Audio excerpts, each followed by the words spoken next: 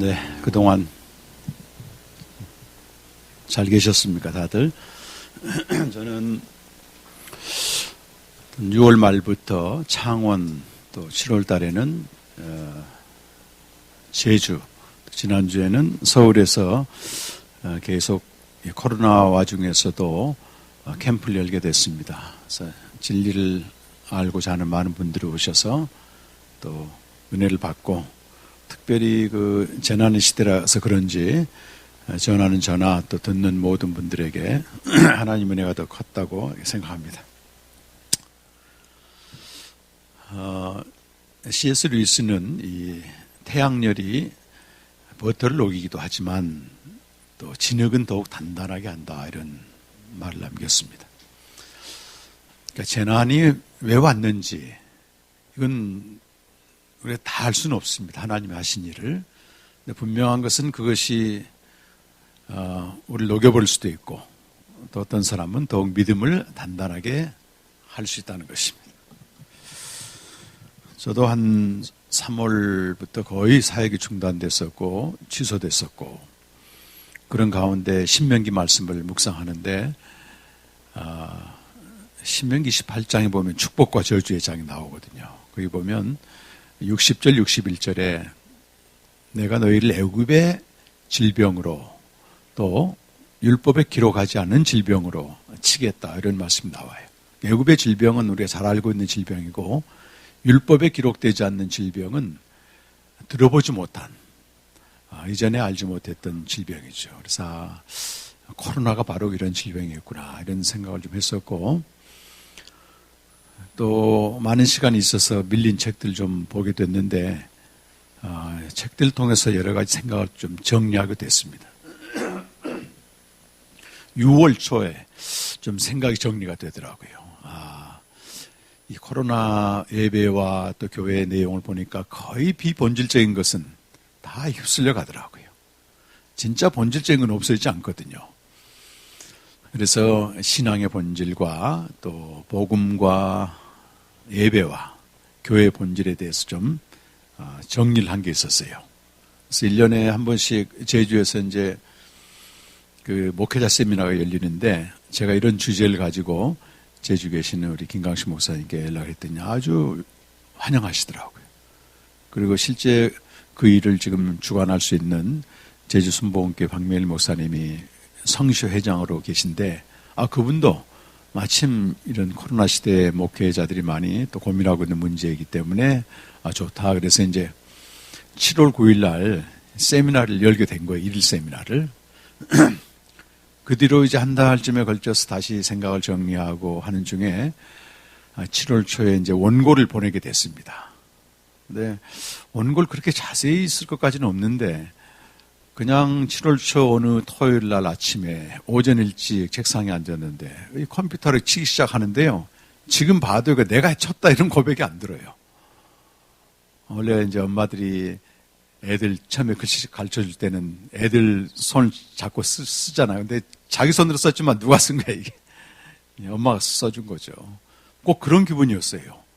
그래서 그동안 생각했던 내용들, 그리고 특히 수개월 동안 봤던 책의 내용들이 막 정리가 되는 거예요.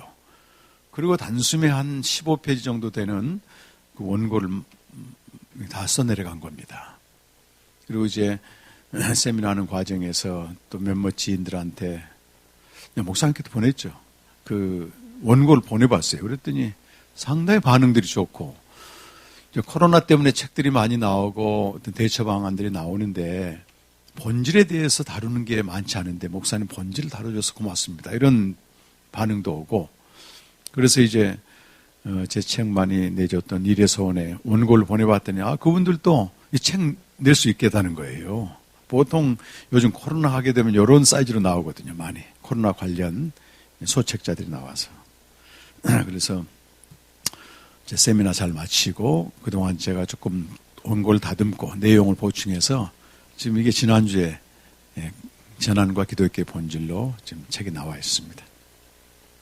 그래서 오늘 말씀은 이 책 내용의 그 핵심 부분을 좀 다루고, 또 여러분 돌아가서 책을 통해서 좀 보충하고, 무엇보다도 지금 코로나 때문에 갈팡질팡하고 특히 본질을 찾지 못해서 방황하는 사람들한테 많은 도움이 될 것 같아요. 그래서 이 요한복음 1장 18절 보면 우리 다 같이 한번 보실까요? 본래 하나님을 본 사람이 없을 때 아버지 품속에 있는 독생하신 하나님이 나타내셨느니라. 이 아버지 품속에 있는 아들은 하나님 자신이시고 또 하나님 본질이라고 얘기합니다. 그래서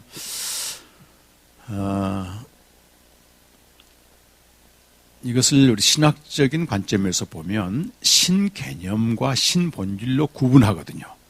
그러니까 보통 우리가 믿는 대상이 누구냐. 제가 이번에 읽은 정리한 책 중에 하나가 카린 암스트롱이란 수녀 출신의 여성 종교학자죠. 근데 한 7년 정도 수녀원에서 정말 열심히 하나님을 섬겼어요. 기도, 또 영성훈련, 독서, 성경 읽기, 헌신했는데 다른 건 다 이게 이해가 되는데 영성가들이 하나님과 교제에서 오는 그 충만한 기쁨, 이런 글을 보게 되면 좌절하는 거예요. 왜 나는 이게 없을까? 기도하게 되면 감동도 되고 또 어떤 뭔가 마음에 감동이 되어서 헌신도 하게 되고 멋있는 그레고리안 찬양을 듣게 되면 아주 정말 하나님에 대한 위엄도 느껴지는데 문제는 내가 주님과의 교제에서 오는 실제적인 기쁨이 없는 거라 이게. 그래서 7년간의 수도원 수녀원 생활을 접고 대체 하나님이 누군가, 신이 누군가, 신앙이란 게 뭔가 이걸 오랫동안 연구했어요. 그래서 기독교의 범주만 다루지 않고 이슬람교 그리고 유대교까지 전부 연구를 한 거예요. 제가 이 책을 보면서 너무 놀란 게 한 두 가지. 하나는 어쩌면 이렇게 박식하고 깊이 있고 풍부하게 기독교 초대 교부부터 시작해서 또 무슬림, 이슬람 세계, 유대교, 영성가, 신학자들 줄줄이 언급하고 있는 거예요. 우리 목사들은 기독교 역사에서 나오는 영성가 신학자만 알기도 힘들고 그런다. 전부 그걸 정리해 놨고 또 하나는 글을 참 잘 쓴다고 하는 여성적인 섬세함이 있었습니다. 그 책을 보면 이런 얘기를 합니다. 우리 신개념과 신본질 신앙 여기 있잖아요. 신개념은 간단히 말하면 우리 인간은 신본질을 파악할 수가 없다 이렇게 말해요. 맞죠? 그거는 우시아라고 하는 헬라어로 되어 있는데 다만 우시아의 표현 형태인 여기 실상이라고 히포스타세스라 이 말인데 이 말은 히브리서 11장 1절에 나옵니다. 믿음은 바라는 것들의 실상이 이 말이 나오잖아요. 그 실상이 히포스타세스인데 이건 신본질이 표현하는 방식을 말하는 거예요. 그러니까 쉽게 말하면 코끼리가 이렇게 있잖아. 코끼리가 있는데 장님들이 코끼리를 만지게 되면 다리만 만진 장님은 코끼리라고 안 부르고 다리다. 기둥이다 이렇게 부른다. 기둥이다. 이해가 돼요? 그러니까 분명히 코끼리라고 하는 존재는 있는데 코끼리라고 안 부르고 뭐라 부른다? 기둥이라 부른다 이 말이에요. 그러니까 신의 어떤 한 측면을 신 전체로 봐버리는 거예요. 자기가 경험한 어떤 극히 일부분의 신을 야 하나님 이런 분이다 이렇게 얘기한단 말이에요. 얼마든지 우리도 그럴 수 있죠. 그런데 사람들은 그 시대의 의미와 적절성을 주는 소위 그 시대의 효용성이 있는 신 개념을 신으로 섬겼다 그 말이에요. 우리는 140년밖에 안 되지만 기독교 2000년 역사를 보니까 유대교나 무슬림이나 비슷비슷해 그 시대의 효용성이 있는 신 개념을 대부분 섬겼더라 그 말이에요. 근데 시대는 변하기 마련입니다. 사라지게 되죠. 풀의 꽃처럼 사라지고 없어지는데 시대가 바뀌게 되면 어떻게 뭐도 바뀌겠어요? 그 신 개념도 당연히 바뀌는 거예요. 그러면 그와 함께 그가 믿었던 신도 폐기 처분되는 거예요. 그럼 어떻게 사람들이 다시 새로운 신 개념을 만들어 놓고 하나님은 이런 분이다 얘기를 한다 그 말이에요. 그래서 카린 암스트롱이 그 대작을 쓰면서 내린 결론이 기독교든 무슬림이든 기독교인이든 무슬림이든 유대교인이든 사실은 신본질을 신앙한 게 아니고 신개념을 신앙했다 이렇게 말하는 거예요. 신개념을 신앙하면 어떻게 된다? 반드시 끝이 오게 되는 겁니다. 끝이 오게 돼 있어요. 그래서 그는 말하기를 하나님을 믿는다 이 말보다 더 중요한 게 내가 어떤 하나님을 믿느냐 이 말이에요. 어떤 하나님을 믿느냐.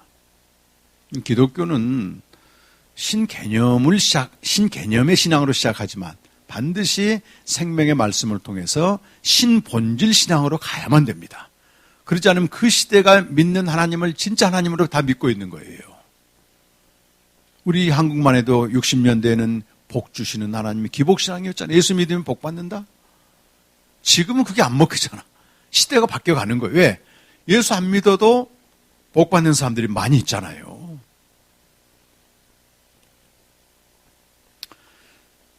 우리는 짧은 역사지만 기독교 2000년 역사에서는 신개념 신앙이 참 신앙이 아니라고 드러난 게 소위 인간의 이성이 깨어난 17세기, 18세기입니다. 소위 계몽주의 시대 때 사람들이 정신이 바짝 든 거야. 그동안 우리가 맹목적으로 믿었는데 정신을 딱 차리고 보니까 교회에서 얘기한 하나님이나 신앙에 대한 얘기가 말도 안 되는 것들이 많다는 거예요. 우매한 민중들이 현재의 고통을 위로받고 또 장래에 다가올지 모르는 재난에서 보호받기 위해서 가상적인 존재로서 신을 만들어 놨다 이렇게 무신론자들이 주장하는데 거기에 변호할 방법이 없는 거예요. 그러다가 19세기 와서는 그야말로 신죽음 사상이 팽배했죠. 더 이상 교회에서 말하는 하나님은 존재하지 않는다. 그래서 종교의 속박으로부터 많은 사람들이 해방되기 시작합니다.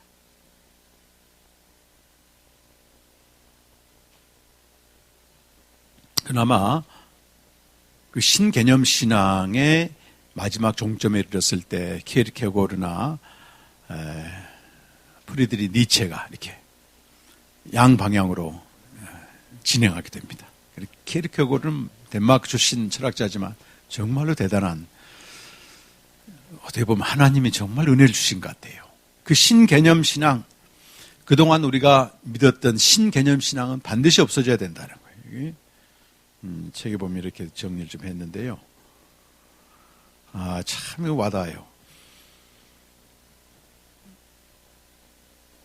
참된 기독교 신앙이란 화석화되어버린 구태의연한 신념체계, 신개념에서 벗어나 이해할 수 없는, 인간이 이해할 수 없는 신비의 신본질에게 온몸을 던져 만물 위, 만물로 들어가면 좋을 것 같아요. 비약하는 것이다. 그러니까 우리가 지금까지 믿었던 하나님은 소위 만물 안에 갇힌 인간이 그 시대에 필요해서 만든 신이지, 참 신앙이란 그 신비에 보이지 않고 이해할 수 없지만 그 신에게로 도약하는 것이다 이렇게 표현했어요. 근데 그에 맞서서 니체는 기존의 유신론적인 기독교에서 말한 신은 이미 죽었다. 그 미친 광인이라고 말해요. 광인이 이 대낮에 불을 켜고 신이 어디 있어, 신이 어디 있어 막 찾는 거예요. 그러니까 신이 어디 있단 말이냐 사람들. 그러니까 나와 당신들이 그 신을 죽였지 않소 이렇게 이제 외친단 말이에요. 그러니까 기존의 교회에서 선포된, 기존에서 교회에서 배웠던 가르쳤던 신이 아니라고 하는 게 드러났을 때 사람들이 절망하게 되는 것입니다. 우리도 한 번에 이런 경험해야 됩니다. 내가 지금까지 뭘 믿었지, 이런 회의가 와야 되는 거예요. 그때 니체는 초인 사상으로 가게 됩니다. 하나님을 대신한 인간이, 강한 인간이 등장해야 된다.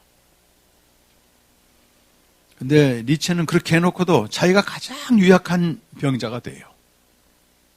초인 사상을 주장했으면 자기가 초인이 돼야 되는데, 그리고 나중에는 정신이상자로 죽게 되는데, 왜 그가 정신이상자로 죽게 됐는가? 짜라투스라는 이렇게 말했다고, 대작이잖아요 이게. 거기 보게 되면 신개념 신앙이, 소위 만물 안에 갇힌 신앙이 종집을 찍었을 때 오는 그 절망을 애절하게 표현해요. 진짜 하나님을 알고 싶었던 거예요. 그 짜라투스트라는 이렇게 말했다는 여러 가지 단편들이 모아가지고 기록되어 있는데, 제가 성직자들한 단편에 보게 되면 이렇게 막 고발한다고. 이 시대 성직자들은 거짓된 가치를 가지고 사람들이 미혹하고 있고 저 높은 곳으로 데려가지 않는다. 굉장히 의미 있는 얘기를 해요. 마술사라고 한 단편에 보게 되면 돌아오소서 돌아오소서 내가 깨닫지 못한 미지의 신이시여 나의 고통이요 행복이요 고독한 자 중에 남아있는 내게 돌아오소서 얼마나 참신 소위 신본질 신앙을 찾기를 갈구했는가 그게 느껴질 정도예요.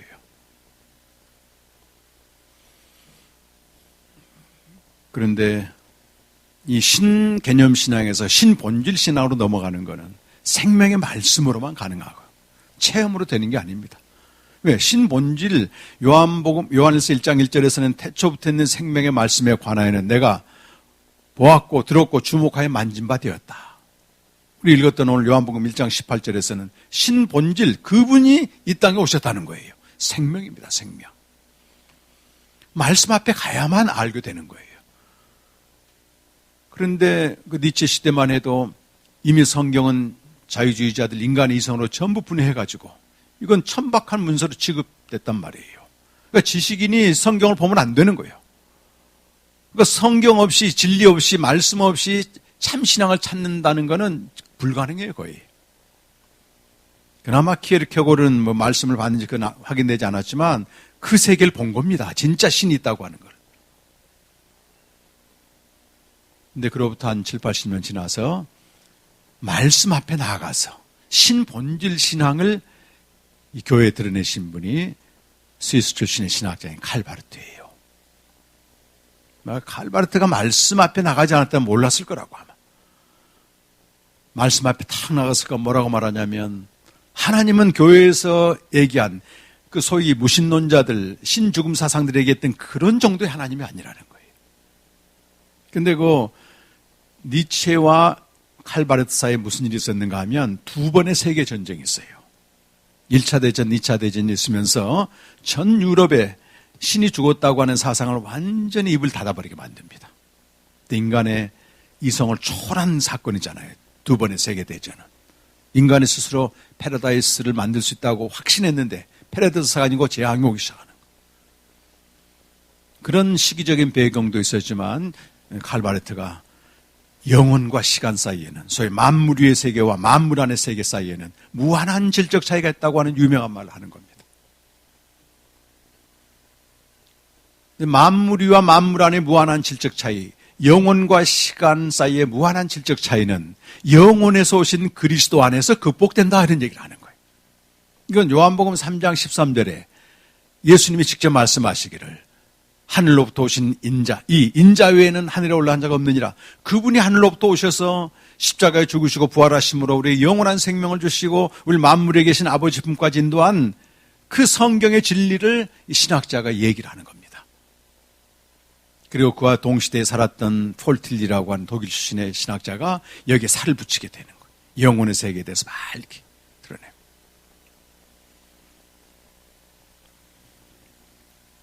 정말 우리는요, 20세기, 21세기에 사는데 행운아들이에요, 행운아들. 우리가 중세시대나 뭐, 계몽주의 시대에 살았더라면 이런 영적인 부유함 누리지 못합니다, 절대. 신본질 신앙에 이르지 않는 신개념 신앙은 반드시 한계 오게 되는데, 이 전통 교회에서 배운 지식과 교리는 전혀 무의미해집니다. 성경은 화석화된 문자로 변해버리고 한때 몸을 불살라 내줬던 헌신도 거의 시들해지게 되고 신자들과 만나보면 거기서 거기라.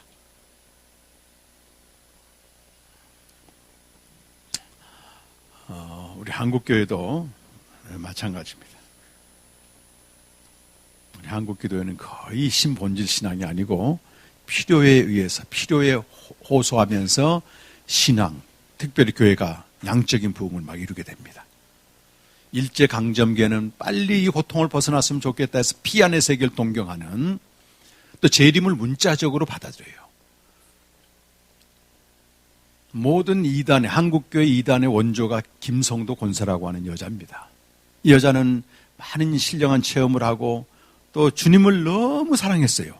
근데 복음이나 이런 생명이나 신본질 신앙에 근거하지 않으니까 주관적인 체험들을 막 가르치는 거예요. 거기서 다 문선명을 비롯한 현대 신천지까지 다 가지를 치고 있습니다. 또 이후에 6.25 전쟁과 가난의 시대를 지나면서 우리 목회자들이 이 걷잡을 수 없는 상황에 밀려가면서 여기서 고통당하는 영혼들을 위로해주고 보듬어주고 여기에 급급했지 진지하게 진리를 성찰하고 고민하고 이럴 여지가 없었습니다, 사실은. 그러다 보니까 어떻게 돼요? 당장 현실에 부응하는, 현실의 문제를 해결해주는 신개념 신앙을 그대로 숭배하게 된 겁니다. 근데 그걸 가지고 하나님 믿는다 얘기하는 거예요. 말씀은 떠난 채. 현세적 복을 비는 기복신앙, 지금은 거의 없어지잖아요. 문제 해결과 응답에 초점 맞추는 기도원 신앙, 감정을 편안하게 해주는 이런 상담과 치유사역.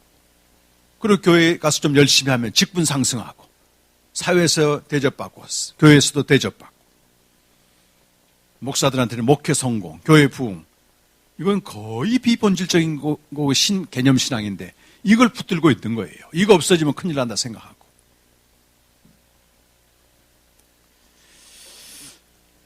제가 6월 말에 그 창원에서 하루 사역을 마치고 이제 부산에 우리 동력자들이 있거든요. 세 분이 항상 와요. 제가 가면은 그분들하고 또 목사님들 몇 분하고 그 교제를 하는데 4년 전에 우리 교회 우리 캠프에 오셔서 은혜 받고 지금 생명으로 목회하시는 그 목 목사님이라고 계십니다. 성씨가 목씨예요. 근데 그분이 무슨 말 하냐면 자기가 4년 전 캠프에 오기 직전에 무신론자가 될 뻔했다는 거예요. 자기 절친 선배 중에 한 명이 외국 유학까지 갔다 왔는데 한 300명 정도 되는 서울에서 교회를 하다가 어느 날 강단에서 선포를 했다는 거예요. 난 하나님이 없다. 믿는다. 뒤에 있는 말이 더 오싹하게 합니다. 당신들의 모습을 보니까 하나님은 없다. 그 날짜로 목사직을 그만두고 지금은 무신론을 전파하는 Good without God이라고 하는 하나님 없이 선하게 살기 운동을 전개하고 있어요. 이게 미국에서 시작된 운동이거든요. 근데 목 목사님이 정말 열심히 목회했어요. 16년 동안 한 교회에서. 다 인정받고. 그런데 갑자기 어려움이 오고 목회가 힘들어지고 또 관계가 어려워져서 거의 막 죽을 것만 같은 거예요. 그래서 이걸 해결하기 위해서 그 부산 지역에 있는 모든 기도원을 거의 섭렵했다더라고요. 그래서 처음에 와서 기도하게 되면 금식하면 뭔가 이렇게 올라와서 기대감이 있는데 이게 1년 이상 돼도 응답이 없으니까 하나님 앞에 삿대질 하게 되는 거예요. 당신 정말 있는 거예요, 없는 거예요? 그러던 차에 그 무신론자 선배 생각이 난 거예요. 그런데 그분의 절친인 이제 김 목사님이라고 이분이 사정사정해서 우리 캠프 데리고 왔어요. 뭐 하는데요? 그랬더니 그 말씀 묵상 선교에서 하는데 그랬더니 목 목사님이 나는 20년 동안 하루도 빠지지 않고 말씀 묵상했는데 내가 왜 가냐 거기를.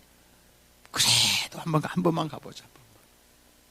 해가지고 그분도 신개념 신앙에서요. 그걸 뚫고 신본질 신앙으로 뚫고 들어간 겁니다. 너무너무 감사하다. 그날 와가지고. 저는 그 무신론자 된 그 당신들 보니 하나님 없다고 외친 그 목사의 그 고백이 절절히 와닿았어요. 이 목사는 정말 신개념 신앙의 바닥까지 내려갔구나. 없는 게 맞죠? 없는 게 맞죠? 근데 거기서 자기 결정으로 끝내버리고 말씀 앞에 안 나간 게 안타깝지만 그 자체는 굉장히 내가 인정을 했어요. 그 선포해야 되거든요. 수가성 여인처럼 나는 신랑이 없다 얘기해야 되거든요. 지금까지 그토록 열심히 믿었지만 아무것도 남는 게 없다 얘기해야 되거든요. 그냥 신개념 신앙을 열렬히 숭배하면서 대중들을 속이면서 스타처럼 군림하면서 연기하는 이런 멀찌감한 목사보다 훨씬 양심적이죠. 외식이라고 하는 말은 연기하다는 뜻, 연기자라는 뜻이거든요. 예수님 말씀하신 자기 건 없는데 얘기하는 거예요. 자기에게 없는 걸 자꾸 얘기하는 거예요. 얼마든지 연기할 수 있습니다. 착각하는 건 연기자가 진짜 실제 인물로 생각하는 거예요. 그거는.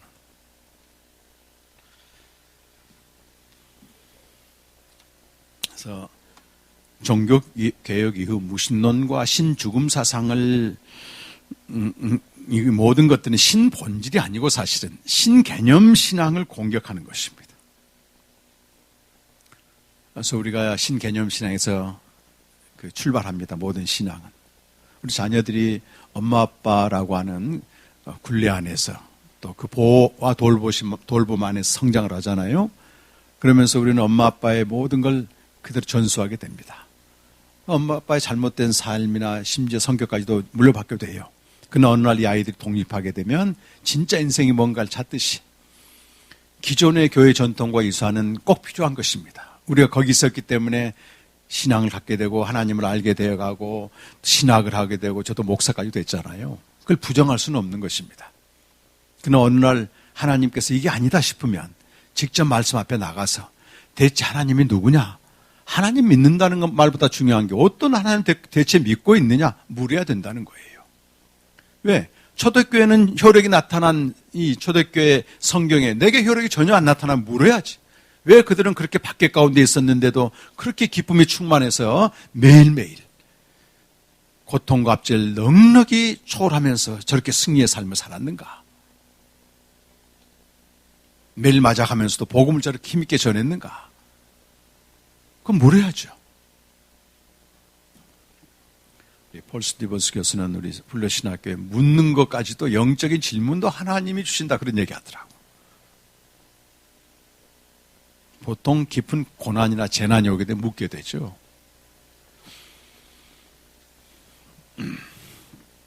신본질 신앙은 요한복음 1장 18절에 나온 아무도 하나님을 본 사람이 없으나 독생하신 아버지 품속에 있는 독생하신 그분이 우리에게 나타나셨다. 왜 나타나셨는가? 생명을 주기 위해서 나타나셨다. 핵심은 그겁니다. 내가 온 것은 양으로 생명을 얻고 더 풍성히 얻게 함이라. 우리 어린 자녀들도 얼마든지 얘기할 수 있어요. 나 하나님 믿느냐? 믿는다. 예수님 믿느냐? 믿는다. 왜? 예수님이 내게 생명을 주었다. 하나님 자녀들은 생명을 주었다. 이렇게 얘기할 수 있어야 됩니다. 일단 그런 인식을 가지고 있어야지 거기서부터 출발하게 되는데 그러지 않아요, 여러분. 더더구나 다음 세대 때문에 고민 많이 하는데 우리 부모님들이 신개념 신앙에만 붙들려 있으면 절대 신앙을 전수하지 못합니다. 왜? 그 끝이 보이잖아요. 자녀들이 점점 자라면서 생명이 없이 교회만 열심히 나가고 외적인 활동만 하게 되면 그 본이 안 되거든요. 제가 지난번 제주 캠프 할 때 그런 얘기 했어요. 다음 세대 신앙, 부모들이 어떻게 믿느냐에 달려있다. 여러분 자녀들이 우리 엄마 아빠의 신앙 모습을 보고 나도 열심히 믿으면 저렇게 되겠네 이런 희망을 보여줘야지. 그게 다음 세대 가장 중요한 신앙이에요. 신본질 신앙으로 가야 된다는 거죠. 신본질 신앙은 복음을 통해서 생명을 얻는 것으로 출발합니다. 그래서 복음에 대한 본질에서 그 다음에 예배에 대한 본질이 회복되는 겁니다. 복음의 본질이 회복되지 않고는 그냥 예배, 본질 회복하지 아무리 아우성 쳐도 안 되게 돼 있어요. 그리고 그 결실로 교회의 본질이 회복되는 것입니다. 근데 복음의 본질이 회복되지 않으면 전부 뒤엉켜버리는 거예요. 복음은 성경이 증거하는 복음은 두 가지입니다. 하나는 하나님의 아들 예수 그리스도 마가복음 1장 1절과 로마서 1장 2절에 4절까지 이 복음은 하나님의 아들 예수 그리스도다. 두 번째는 아담이 죄를 지었음으로 말미암아 이제 예수님의 구속의 은총, 구속의 사건이 복음이 됩니다. 그걸 전문적인 용어로는 그의 메시아적 행위다 이렇게 말해요. 그의 메시아적 행위로서 복음은 모든 시대에 교회가 전해야 될 오리지널 가스펠, 원복음이라고 말합니다. 그래서 요한 고린도전서 15장 3절에서 5절까지 나오는데 우리 번역본을 보면 표준세 번역 성경이 가장 원문을 반영해서 번역을 하고 있어요. 한번 읽어보실까요? 함께. 시작. 나도 전해받은 것을, 중요한 것을 여러분에게 전해드렸습니다. 그것은 곧 그리스도께서 성경대로 우리 죄를 위하여 죽으셨다는 것과 무덤에 묻히셨다는 것과 성경대로 사흘 아래 살아나셨다는 것과 게바에게 나타나시고 다음에 12제자에게 나타나셨다고 하는 것입니다. 여기 겉과 이렇게 나오잖아요. 이거는 우리 복음을 연구한 신학자들에게 아주 중요한 단어입니다. 이게 영어로 하면 that이고 and거든요. 이게. 헬라어로 하면 호티 카이 이렇게 합니다. 이 겉은 that 클로즈라고도 얘기하고 that이라고 하는 접속사로 시작하는 종속절이라고 말해요. 그래서 이 각각의 네 가지 사건 각각의 고유한 비중과 가치가 있는 복음이다. 그렇게 얘기하는 겁니다. 그래서 복음하게 되면 그리스도의 네 가지 사건을 말했는데 하나도 빼서는 안 되는 거예요. 죽으신 것과 이건 십자가 복음을 말하고 묻히신 것 이것은 장사 복음을 말하고 그다음에 일으킴 받은 것은 부활 복음을 말하고 그다음에 나타나는 현현 복음이에요. 이 네 가지 복음의 사건을 빼버리면 기독교는 아무것도 아닙니다. 톰 라이트라고 하는 이 시대 가장 복음을 잘 정리하는 신학자가 그 얘기하는 거예요. 이 네 가지 사건 복음이 없으면 기독교는 기초가 무너져 버린다. 근데 이 네 가지 사건을 회복하면 온 세상이 달라진다. 이렇게 표현합니다.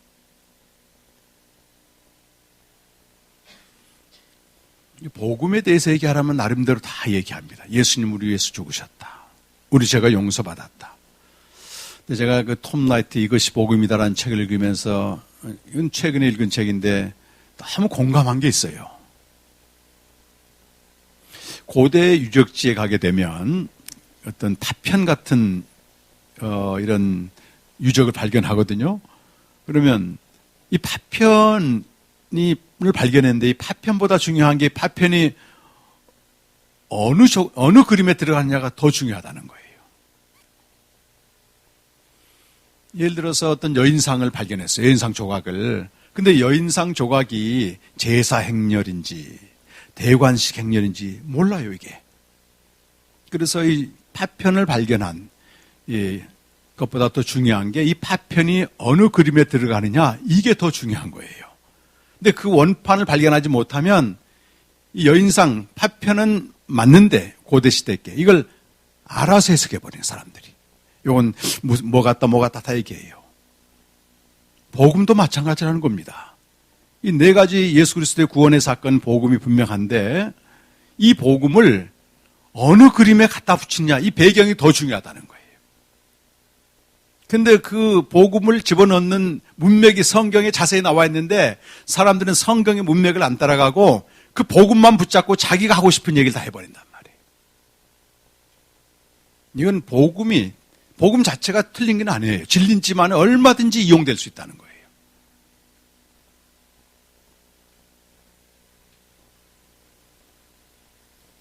복음을 기복신앙이라고 하는 프레텀에 놓을 수도 있습니다. 그게 전형적으로 조영규 목사님 스타일이에요. 저는 신대원 다닐 때부터 복음을 전하라고 하는 사명도 있었지만 너무 복음을 알고 싶어가지고 하는데 그 매주마다 나오는 행복으로 초대 그 순복음교회 조영규 목사님 설교가 너무 은혜가 되는 거예요. 왜? 설교 때마다 복음이 들어있거든요. 예수님의 십자가 사건이. 이런 식이에요. 우리가 모든 인간은 이 땅에서 축복받고 번성하도록 지음받았다. 그런데 죄가 들어와서요, 저주가 왔다. 예수님 오셔서 십자가 죽으심으로, 맞죠? 십자가 죽으신 거. 모든 저주를 가져가셨다. 그래서 우리는 다시 잘 살고 건강하고 삼중 축복으로 내 영혼은 잘됨 같이 범사에 잘되고 형통을 구한다. 이렇게 얘기를 한단 말이에요. 그건 예수님이 죽으신 거 맞죠? 그건 진리죠. 근데 그걸 어느 프로폼에 놓는다? 사람들이 원하는 메시지라고 하는 판에 딱 깔아주는 거예요. 얼마나 위험한지 모릅니다. 이것은 톰 라티에 의하면 기독교가 아니고 이교주의다, 이교주. 복음을 이용한 복잡한 이교주의다, 그 말이에요. 그래서 여러분이 복음만 하는 사람 자세히 들여오다 보세요. 뭘 플랫폼을 깔고 있는지. 복음은 하늘에서 뚝 떨어진 게 아닙니다. 창세 전에 하나님이 우리에게 생명을 주시려고 약속을 하셨어요. 이미 그건 하나님이 정하신 뜻이거든요. 이 뜻을 이루기 위해서 복음이신 예수님을 보내신 거예요. 그러니까 복음의 플랫폼은 철저히 창세 전에 우리에게 약속하신 생명이 여기다만 놔야 되는 거예요. 그래야지 복음이 진짜 복음이 되는 겁니다. 디도스 1장 2절에 거짓이 없으신 하나님이 창세 전에 우리에게 생명을 약속하셨다. 에베소 3장 11절에 영원부터 그리스도 예수 안에서 예정하신 하나님의 뜻이 있는데 그 뜻은 우리가 그리스도 예수 안에서 하나님의 아들들이 되는 거다. 이것을 주시기 위해서, 이 생명을 주시기 위해서 베드로전서 1장 20절 보면 창세 전에 아들이 오시기로 미리 정해졌다 이렇게 되어 있단 말이에요. 예수님 자신도 내가 온 곳은 기복신앙 이게 아니고 생명 주러 왔다 이렇게 하잖아요. 그래서 복음의 목적은 철저히 생명을 얻게 하는 대로 가야만 된다는 거예요. 생명으로 나아가지 않는 복음은 얼마든지 오용됩니다. 그건 이교주의예요. 이교주의. 복음은 말하지만.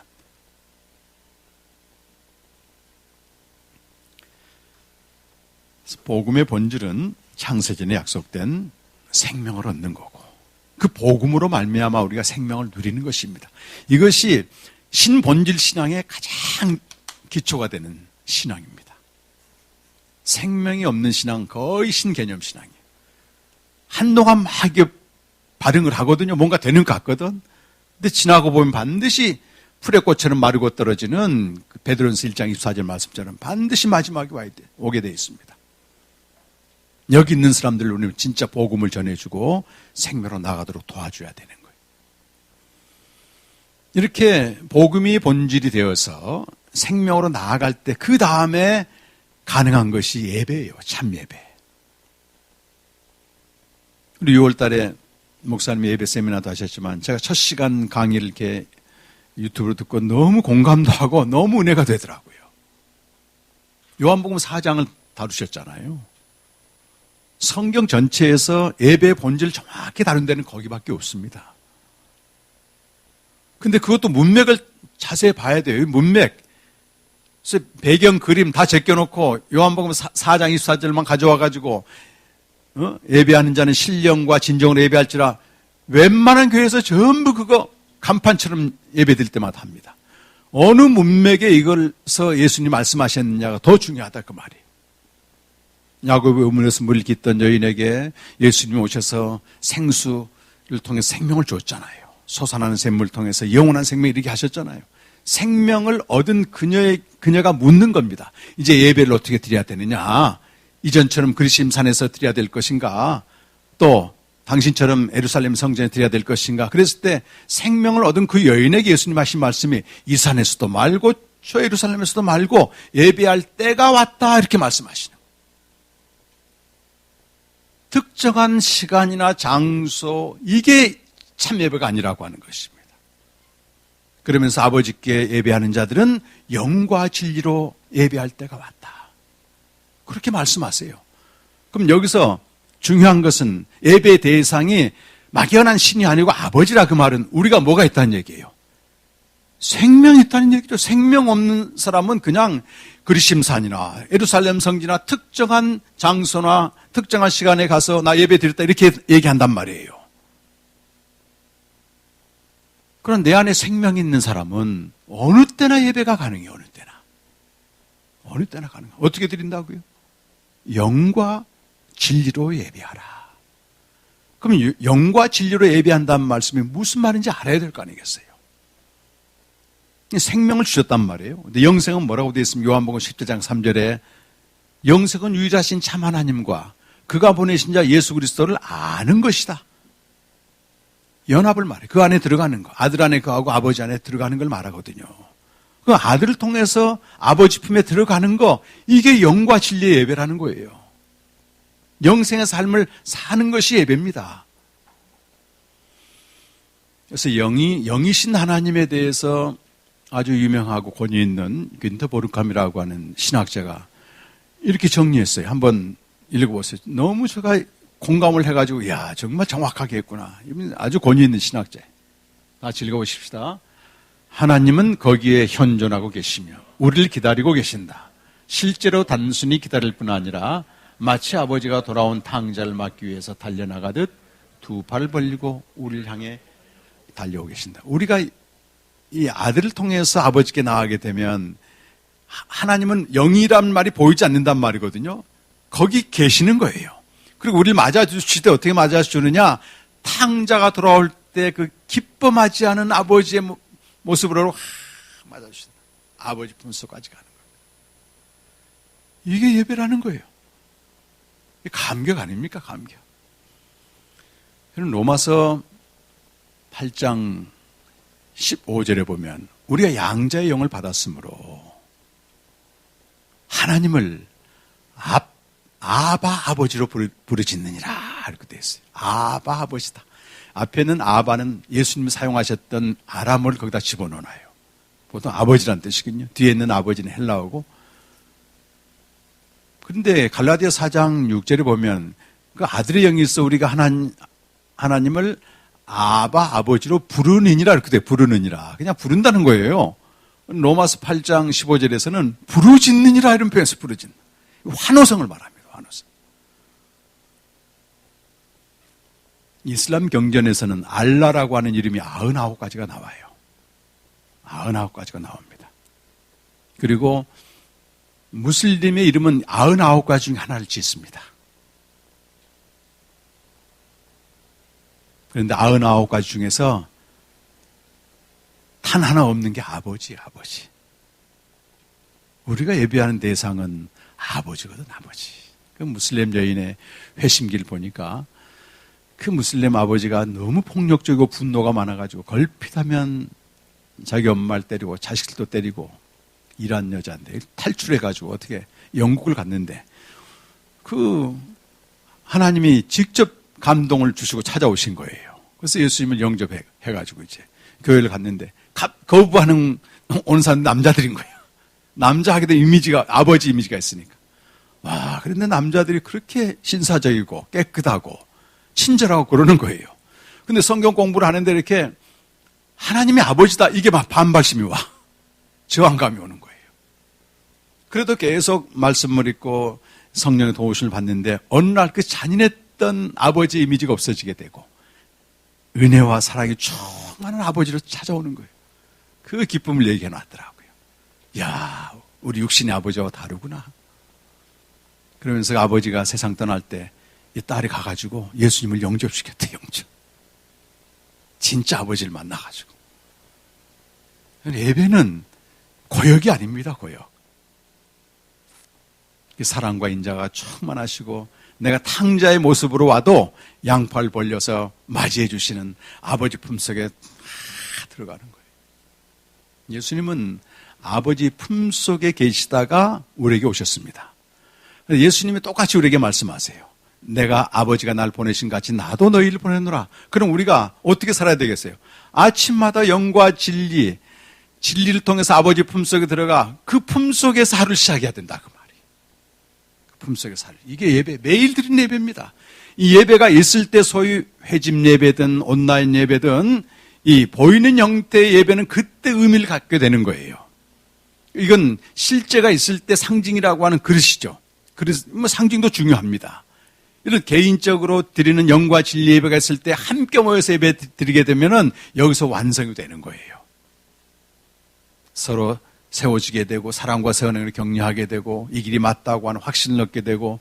근데 이 영과 진리 예배를 개인적으로 안 드리면서 이건 혼자서도 드릴 수 있는 거거든요. 이 예배는 얼마든지 가능합니다. 혼자서도 아침마다 제가 묵상할 때 그 예배 드리거든요. 그 아버지께 나가니까 이게 예배지. 근데 이런 예배를 드릴 때만이 함께 모여 드리는 예배는 진짜 의미를 갖게 되는 거예요. 그런데 개인적으로 드려진 예배가 없고 오직 보여진 예배만 치중한 사람은 이 껍데기 예배라. 그 예수님은 이런 예배, 하나님은 이런 예배 지겹다. 그리고 누가 와서 성전문 좀 닫았으면 좋겠다. 이런 예배 좀 안 받으려고. 헛된 예배라고 말해, 헛된 예배. 하나님은 워낙 크시니까 이런 생명의 교제가 없는 사람들이 이번에 코로나에 나타나는 겁니다. 꼭 그 시간에 가서 예배 드려야 된다. 그게 안 되면 온라인 예배로 드려야 된다. 그건 2차적인 겁니다. 이렇게 하나님과의 교제라고 하는 이 본질이 회복될 때 교회의 본질이 실제가 되는 겁니다. 교회 하게 되면 제일 어떤 생각이 떠올라요, 우리 집사님?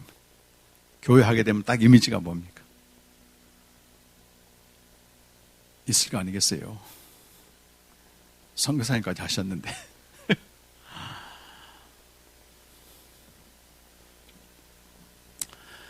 성경에서 교회는 성도들의 모임을 교회라고 말합니다. 고린도전서 1장 2절 한번 가보실까요? 고린도전서 1장 2절.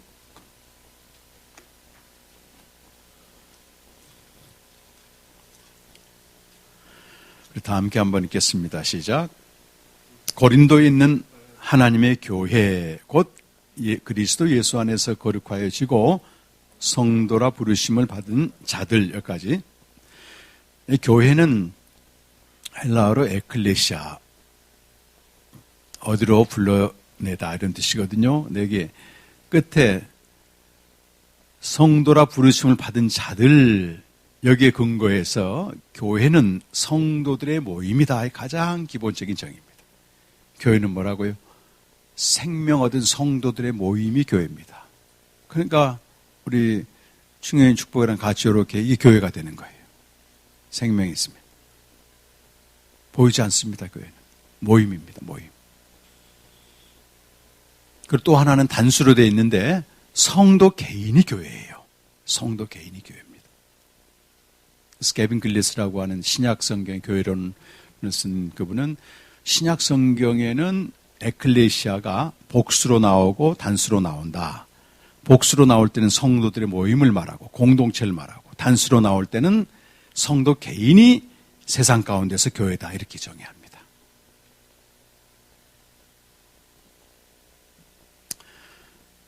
그래서 이 코로나 위기로 사람들은 교회 무용론, 또 교회 폐기론 이걸 주장하거든요.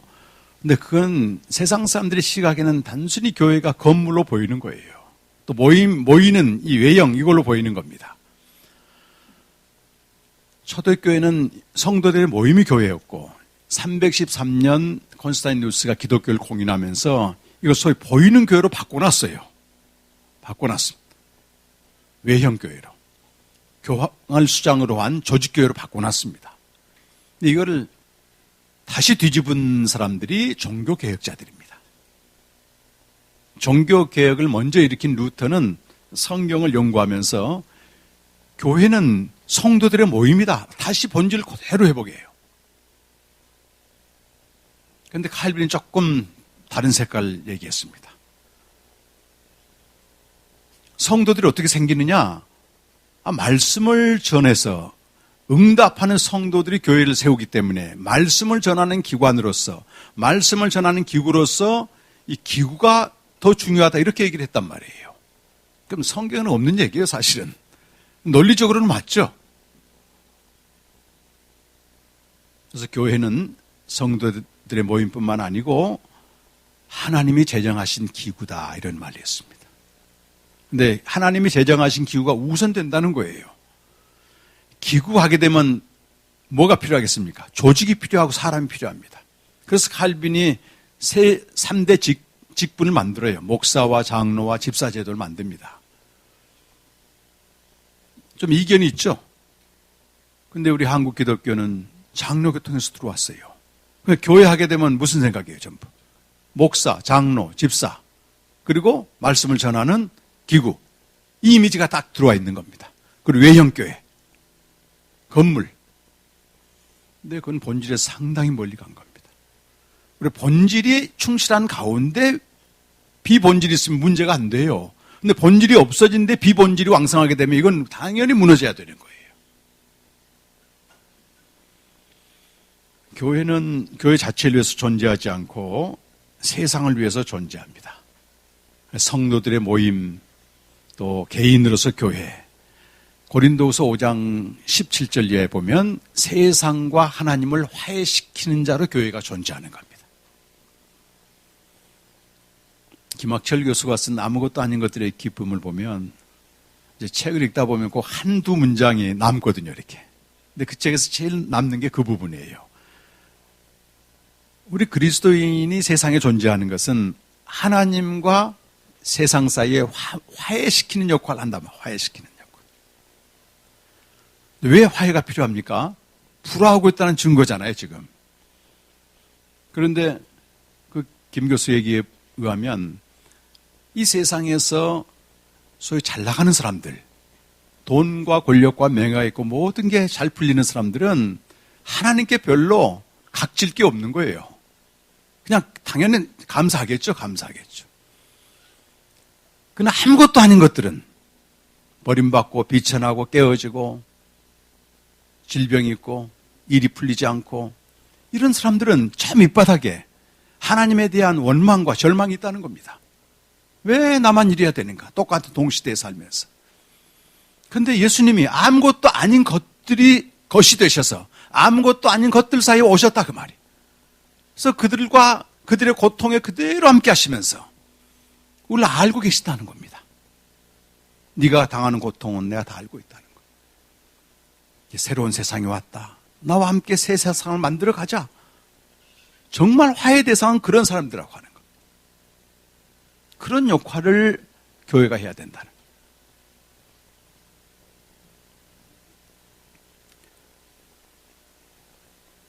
하비콕스가 쓴 그 세속도시는 1965년도에 나온 책인데 지금 하비콕스는 90세가 넘었습니다. 35세 젊었을 때 쓴 책인데 한 100만 부 이상 팔려 나온 지 2년도 안 돼서 전 세계적으로 16개국인가 언어로 번역되면서 돌풍을 일으킨 책입니다. 그 책에 보면 지금 우리 시대와 비슷한 것 같아요. 미국의 65년도가 급격히 세속화가 돼가고 있어요.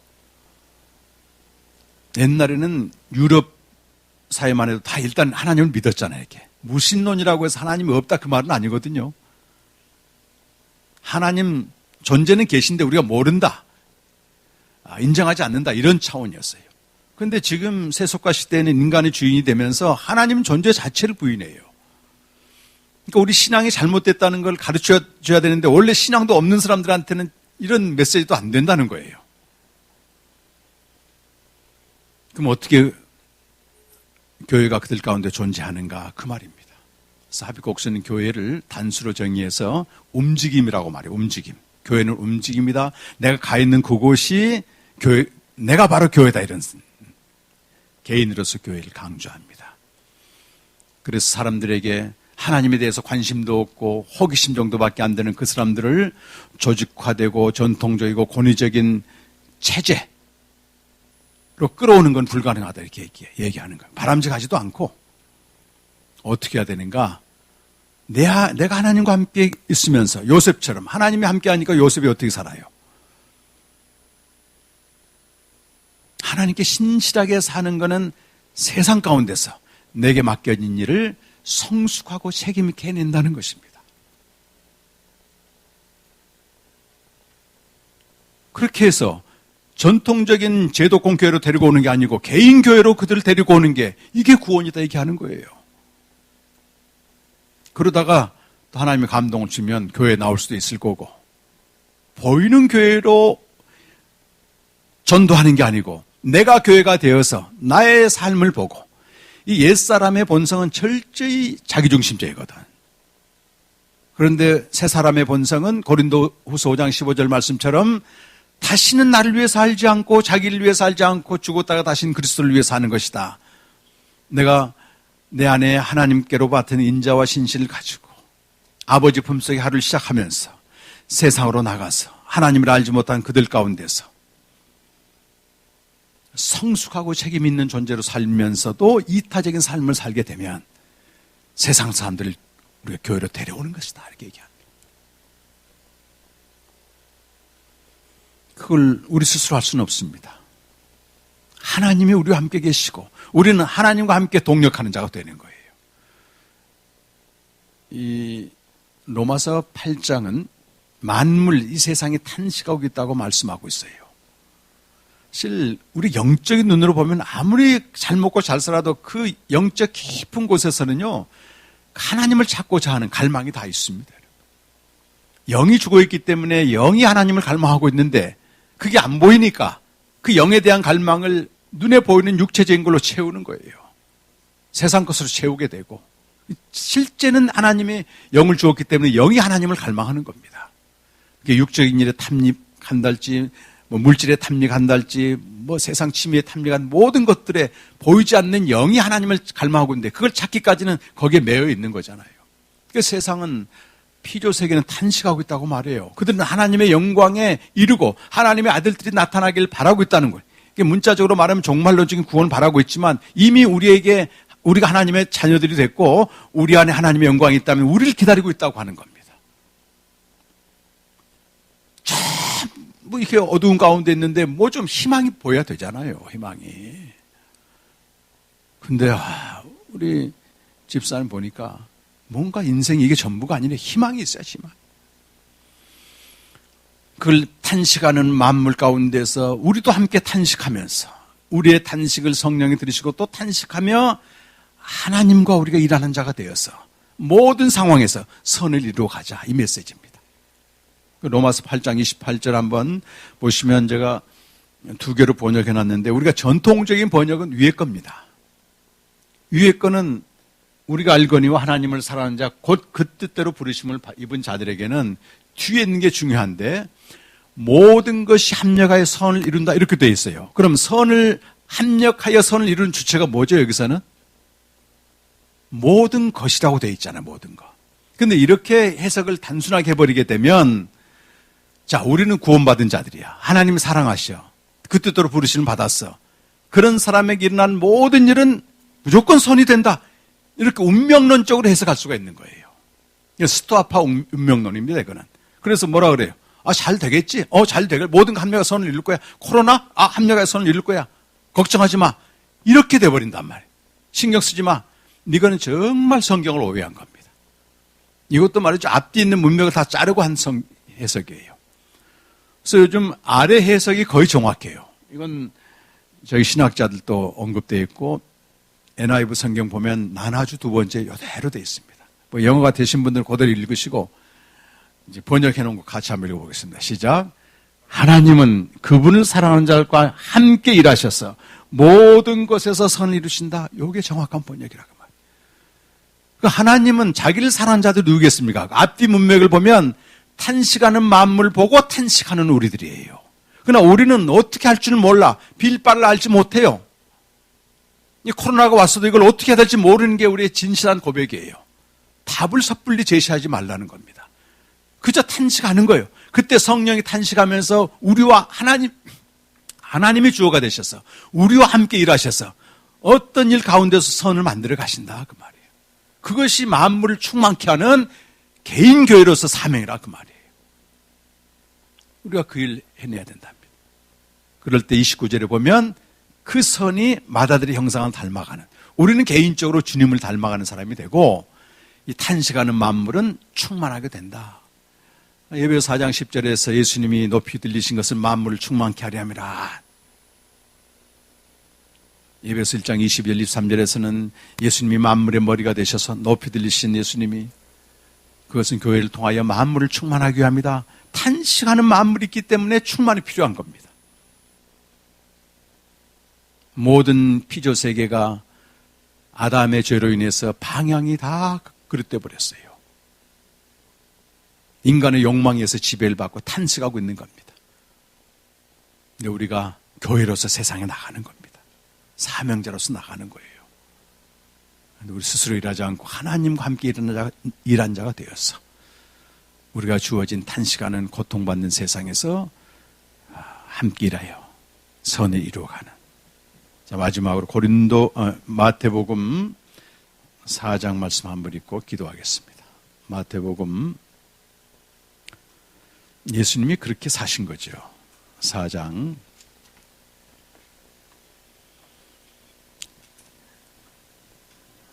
예수님이 첫 번째 하신 말씀인데요. 12절부터 17절까지 말씀입니다. 다 함께 시작. 예수께서 요한이 잡히셨음을 들으시고 갈릴리로 물러가셨다가 나사렛을 떠나 스불론과 납달리 지경 해변에 있는 가버나움에 가서 사시니, 여기 가서 사시니가 여러분 중요해요. 우리 개인으로서 교회가 머무는 곳입니다. 이게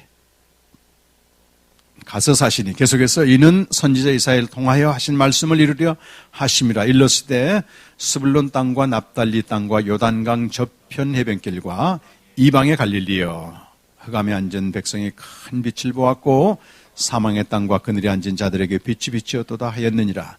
이때부터 예수께서 비로소 전파하여 이르시되 회개하라, 천국이 가까웠느니라. 아멘. 여러분, 신본질 신앙은 복음을 통해 생명으로 나아가는 것을 말하고, 그럴 때 우리는 영과 진리로 예배하는 자가 되는 것입니다. 그때 우리는 탄식하는 세상에서 교회로 존재해요. 개인의 교회로서 하나님과 함께 일하는 자가 되는 것입니다. 가서 사시니, 내가 있는 그곳이 하나님과 함께 일하는 자가 되어 살 때 큰 빛이 비추었다. 어디? 흑암과 그늘진 땅이지만 큰 빛이 비쳤다는 것입니다. 코로나로 많은 일들이 중단되고 세상 일이 중단되고 있지만 주님은 단 한 번도 일을 중단하지 않습니다. 내가 하루를 존재하고 있잖아요. 어떤 모양으로든지 어디서든지. 또 주님이 나와 함께 일하기를 원하시는 거예요. 어떻게 해야 됩니까? 아버지 품속에서 시작하시면 됩니다. 신본질 신앙인 아버지 품속에서 시작하면 돼요. 이번 사마리안 공동체 지난 토요일과 주일 말씀 묵상 캠프를 열었는데, 복음생명 캠프를, 거기 리더되는 되신 박주원 선교사님이 아버지 품을 깨닫고 막 이런 고백을 하는 거예요. 예수님이 첫 번 선교사가 되셨는데 아버지 품에 계시다가 나왔다. 우리도 매일 아버지 품에 들어가서 거기서부터 하루를 시작한다. 너무 탁월한. 그럼 6년 전에 우리 캠프 요시 가서 은혜 받고 이번에 다시 이제 그분이 주관해서 했는데, 하여튼 복음생명 캠프 들을 때마다 더 풍성해지게 그분 입에 통해 나오는 고백이 그거더라고요. 우리도 이제 예수님을 통해서 영과 진리 예배가 그겁니다. 아들을 통해서 아버지 품에 들어가는 거기서 하루를 시작합니다. 우리는 이제. 그리고 여전히 신개념 신앙에 머물러 목마르고 지치고 맥을 잃고 있는 많은 이들에게 이 복음을 전하십시오, 여러분. 내가 직접 전하기 어려우면 이 책을 선물하세요. 커피 한 잔 갖다 하면 됩니다. 스타벅스 커피 한 잔 갖다. 5,000원에 팔거든, 5,000원. 책을 많이 못 가져왔는데 다음에 많이 갖다 놓을 테니까. 세네갈에서 오신 선교사님 한 분은 100권을 준비해서 100권을 주문했어요. 이번 한국에 머물면서 자기 아는 분들한테 다 이거 돌려야 되겠다. 그래서 정말 가치를 아니까 그렇습니다. 가치. 주변에 너무 많거든요. 신개념 신앙의 한계에 이르러서 고통당한 사람들 많습니다. 그래서 우리가 그런 중개 역할을 하고 실제 그런 삶을 살아서 효력이 나타날 때 더 메시지가 되는 겁니다. 네, 절망은 없습니다, 여러분. 여러분 그 위에 있습니다, 여러분. 승리하세요. 네. 다 같이 한번 기도하겠습니다. 우리도 피할 수 없이 오랫동안 신개념 신앙, 시대가 요구하고 시대가 부응하는 신앙에 머물렀는데, 하나님의 은혜로 정말 이건 은혜입니다, 여러분. 또 말씀이 주어졌기 때문에 가능한 은혜입니다. 신본질 신앙으로 나아가게 됐습니다, 여러분. 그 니체를 생각해 보세요. 신개념 신앙의 한계에 이르러서 절규하는, 돌아오소서 돌아오소서, 내가 깨닫지 못한 신이시여, 나의 행복이여 나의 고통이여. 그러고 끝났잖아요. 우리는 말씀이 주어져서 아버지 품속에서 있다 나오신 그 생명 되신 주님 우리 안에 있고, 이제 우리는 영과 진리, 우리가 어떤 상태에 있어도 아들 통해서 나가기만 하면 양팔 벌리시고 탕자를 맞이하시는 그분 품에서 하루를 시작하시는 겁니다. 우리에게 주어진 하루는 헛되게 보내는 하루가 아니고 한숨 속에서 보내는 하루가 아닙니다. 교회로서 세상에 존재하는 것입니다. 만물을 충만케 하는 교회로서 존재하는 것. 나 혼자 일하는 게 아니고 하나님이 나와 함께 일하셔서 내게 있는 그 자리를 선으로 바꾸시는 모습을 볼 때 사람들은 눈에 보이는 교회로는 안 오지만 바로 개인으로 존재하는 교회로 나오게 되는 것입니다. 이 사명을 가지고 이 한 주간에도 또 앞으로 남은 인생을 드리게 하여 주옵소서. 이렇게 다 같이 한번 기도하겠습니다. 하나님 아버지,